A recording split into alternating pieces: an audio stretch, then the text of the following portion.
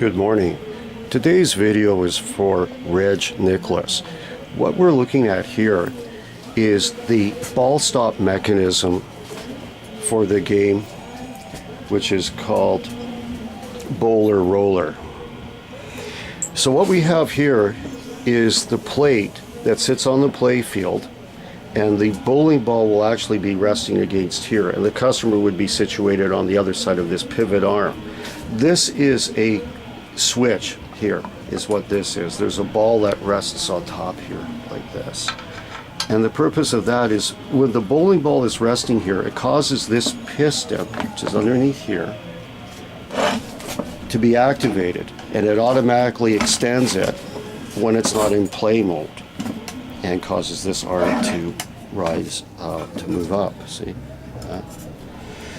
So right now the piston is retracted in and this pivot arm is flat. So now the ball can roll along the rails to the customer. Right now, as I said, we don't have a set of rails here. We're just looking at this metal plate, which is the ball stop mechanism. This is a mounting area here where the rails would be situated. So we'll go back up.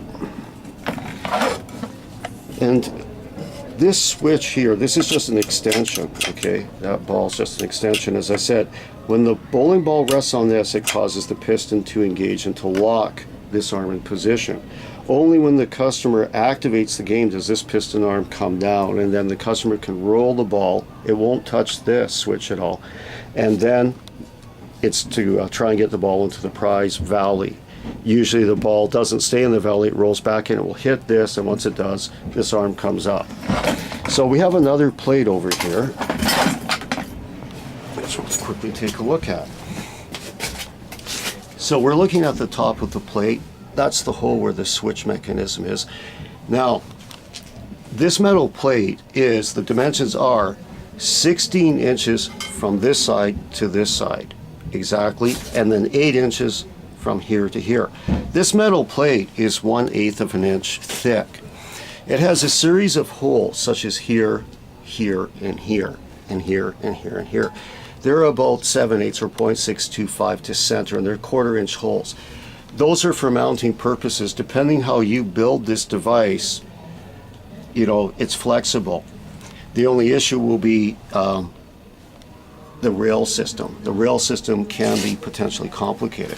Now, the other thing they did with this plate is they did a cutout here, as you can see, and that's for this pivot arm to move in.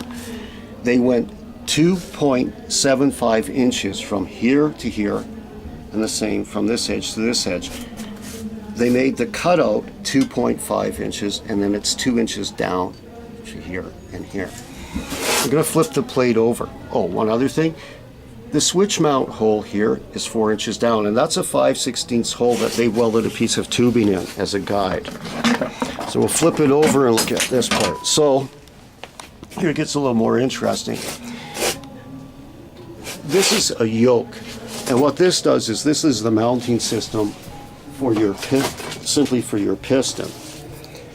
Okay, so whatever piston you use, you'll have to make the appropriate yoke and mount it. Again, I don't know if you really need to use a piston as heavy duty as this one is, but this game's intended to go out on the road, so that's why they overbuilt it, which is good. So it just sits in there like that, see? And a bolt or a pinhole will hold it in place. And what they've done is they've situated this 5 1/8 down to here, and this space here is just 5/8, right?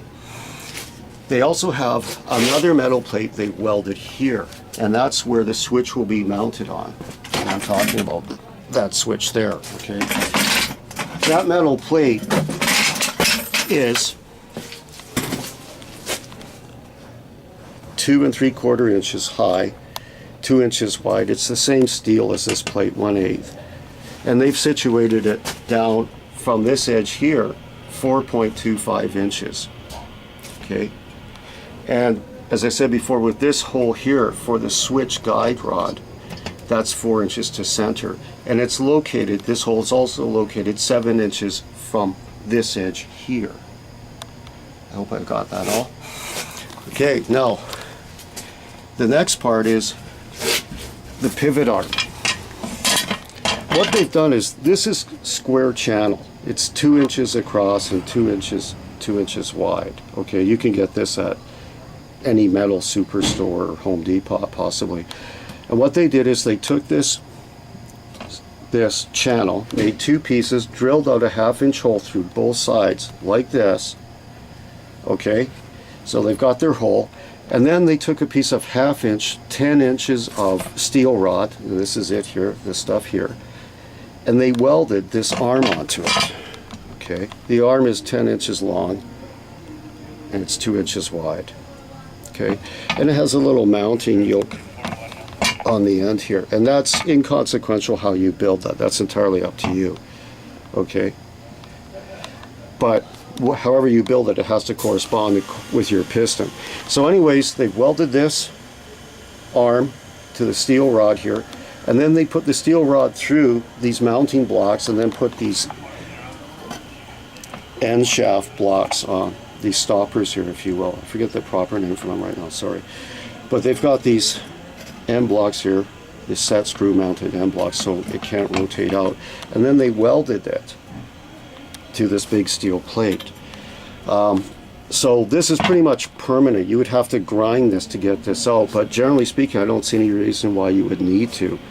It's really well built. It's overbuilt, but it's meant to go out on the road. Okay, so I'll just do a overview so you can see some other dimensions here. Sorry.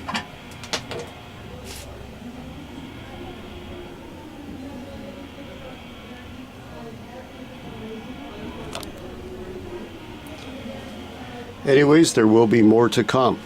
Have a good one.